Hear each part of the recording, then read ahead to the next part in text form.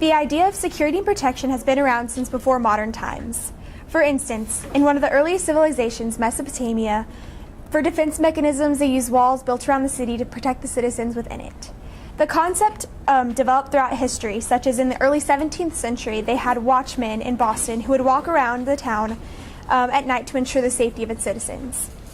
These watchmen were volunteers. It wasn't until 1833 in Pennsylvania that the first uniform police system was created in America. Law enforcement officials are not only obligated to protect all citizens, but to ensure that every citizen can exercise their constitutional rights. In the words of Secretary of Defense Donald Rumsfeld, there are known knowns. These are to say there's things that we know that we know. There are known unknowns. These are to say that there's things that we know we don't know. And then there's unknown unknowns, things that we don't know that we don't know. I want to dedicate my life to discovering what the known unknowns are, while working to ensure that the unknown unknowns do not manifest into something that can endanger our citizens in America. Hello, my name is Camie OW, and I'm studying law enforcement and criminal justice, and I hope to one day protect our country and the citizens within it to provide justice to those who have been wronged. One of the most dangerous cities in Texas is West Laco. It's south of Dallas, and it's really, it's extremely dangerous. It's a really high crime rate. In West Laco, the crime rate is 84% higher than the average crime rate in Texas, and 121% higher than the nationwide crime rate. Most of the crimes committed in West Laco are property crimes, which is like arson, burglaries and robberies, and then the second most is violent crimes, which is like aggravated assault, murder, and rape. West Laco isn't the only city in the world that has these astonishing crime rates. One thing I've asked myself is, how can we prevent these crime rates from rising, and how can we prevent them from even happening? The answer I have developed is crime prevention. With the concept of crime prevention in mind, I conducted my interviews not only to learn more about law enforcement, to ask questions about crime prevention as well. My first interview was with Officer Rispe, our SRO at Frisco High School. I learned a lot about law enforcement and the career itself. She taught me like the dangers of law enforcement, the pros and cons, like the stuff she dealt with when she was an officer at the Frisco Police Department, and she still is, but she deals mainly at Frisco, obviously. She likes working with students more than she did at the Frisco Police Department. That's why she wants to stay here a little bit longer than she had planned. I got a good outlook of law enforcement, the career itself, when doing my interview with Officer Rispe. It kind of scared me, though, when she was talking about all the threats that she had gotten from people she had arrested, like that they would hurt her family or hurt her. That's something really scary, when something I heard a lot in all my interviews that scared me, but they said that it shouldn't interfere with your work, what they were saying. Leading on to my second interview with Chief of Police at Frisco Police Department, Chief Bruce, we discussed more about the policing system. He taught me a lot about what degrees I should pursue in college, and he really emphasized the system itself, the policing system. And he told me that he worked at two different departments. He worked at Allen and at Frisco. I thought that was kind of cool. He had experience from two different municipal police departments. My third interview was with Officer Britton. He specializes in crime prevention and in warrants, so it was perfect with the research I was doing. I basically talked to him a lot about the same stuff I talked to Officer Rispe about. He told me a ton of different stories about experiences that he's had while working on the field, such as one time he was doing a traffic violation, and he was on the side of the road, and actually somebody, a tire flew off of a car and hit him in the neck. It was kind of scary to hear, but it happens sometimes. He also got a lot of threats like Officer Rispe did. It's kind of scary hearing that, definitely. You can't hear that more than once without getting scared. My third interview was with Officer Perlich at the Richardson Police Department. He specialized in internal affairs and media relations. He was one of my favorites next to Officer Britton, who is now my mentor, obviously. But Sergeant Perlich was really fun to talk to. He talked a lot about the difficulties of working in law enforcement, such as like cases of child abuse. He would tell me that it's really difficult for him to put his emotions aside, which I could see that. He told me like he really just wanted to do something else other than what he had to do, but I mean, it's his job. He has to do what he has to do. The fifth interview I had was with a former U.S. Marshal, Winston Taylor. He told me more about the federal law enforcement agencies other than municipal, which was what I was used to and what I'm studying right now. I definitely want to look more into that. I've done, I think, 2 research assessments over federal police agencies, and I definitely want to learn more about that.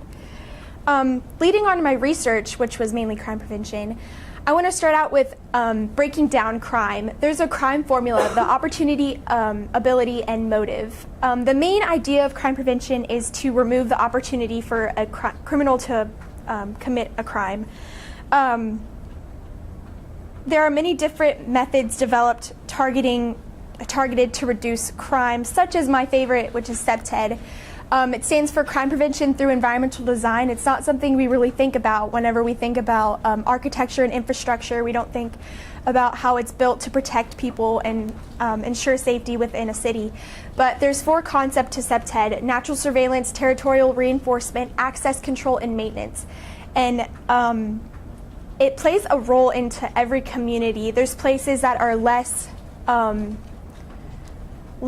nice than others, that you can just tell you feel more safe in the more secure places, such as with gates, other than the places that have like boards on the windows. It looks kind of less safe. I want to look at this picture as an example of CPTED. You could see the sidewalks. They promote community interaction. The windows create like a natural surveillance down towards the sidewalks just in case criminals want to commit crime there. There's also lighting, there's natural lighting, and then there's a territorial reinforcement with the gates, and then also with like the sidewalks leading up to the houses. CPTED is basically like one of my favorite crime prevention programs. It's something that I'm going to apply to my final product more than any other crime prevention program that I studied. The reduction is achieved by employing physical design features that discourage crime while at the same time encouraging legitimate use of the environment. So that's an example of like the sidewalks and the gates. The next crime prevention program I want to talk about is focused deterrence. This is basically like a fear tactic that people use to deter people from doing crime. The general deterrence is towards like the general population. Specific, it's towards criminals and convicts. General deterrence is basically like your parents telling you that what will happen, the consequences of committing crime. And then the general or the specific deterrence is actually committing a crime, going to prison, and not wanting to do that again to suffer the consequences. Another more traditional way to prevent crime is through using problem-oriented policing. This is a more analytical method of preventing crime. There's like a problem that police are presented with, and then there's the incident, and then the response. So whenever you are introduced with a situation, you start with the scanning of the situation, then you analyze it, and then you respond. The response is really key, and the assessment is too. They use this in more cases that are prevalent in different cities. So let's say there's robberies often in one city, they'd use the same response that worked effectively on another case with another situation. Some different categories within problem-oriented policing is random patrol, which is like exactly what it sounds like, just police officers going around different beats and looking around and patrolling. There's hot spots, which are specific areas with high crime rates, and then there's focus deterrence, which I talked about last slide. The next thing I want to talk about is reporting crime, which is something that is really important, especially in federal agencies. Like for the UCR, which is a Uniform Crime Report, that's mainly focused in the FBI. That's where they usually have all the crime reports, where the municipal system sends it to the federal and then they keep track of it. But the sad part of this is most crimes go unreported, and that's called the dark figure of crime. Most victims do not think they're a victim to a crime, or they're too scared to report a crime. So there's national crime victimization surveys sent out annually. You guys might have gotten these before. They're in a huge envelope and it's a giant packet. It's a survey. Most of them are anonymous, so it's not intended to report specific situations. And it's a good way to find out the demographics and the targeted victim. The uniform crime reports, as I just said, are mainly used in the FBI. It's a good way to find out where crime is or what type of crime is concentrated in one area. For my original work, I decided to analyze all this crime prevention that I've studied and apply it to different high crime areas such as Detroit and Chicago. I mainly focused on Detroit. And it has gotten better since 2003, I think, or 2003, I think, after the auto crash. So I basically analyzed different crime prevention programs, and one thing I had a difficulty with was with the economics and cost effectiveness of each crime prevention program. I read a short book over the economics of crime, and that's one thing I want to focus more on my final product is the cost effectiveness and whether it's effective or not in regards to how much it costs. My goal was to see if the specific crime prevention programs were effective, and I learned a lot about how cities use the crime prevention programs to prevent the crime.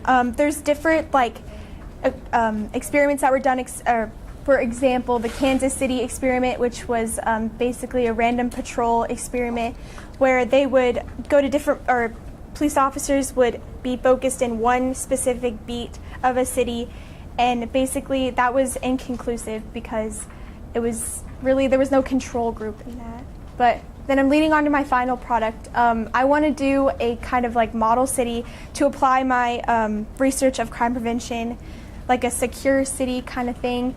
And then I also want to create a police department to apply my knowledge of municipal police systems to really just show my knowledge of crime prevention and policing systems. I want to really focus on the economics as well of crime prevention and the cost effectiveness, since I didn't really hit that much on my original work.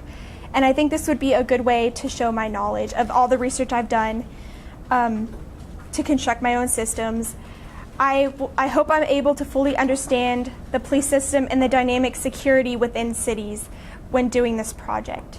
And with the help of my mentor who specializes in crime prevention, I have a feeling that I'm going to succeed in this. Throughout all my research, I'm confident that I can accomplish my goals and learn more about law enforcement and be able to be a successful law enforcement officer whenever I get older.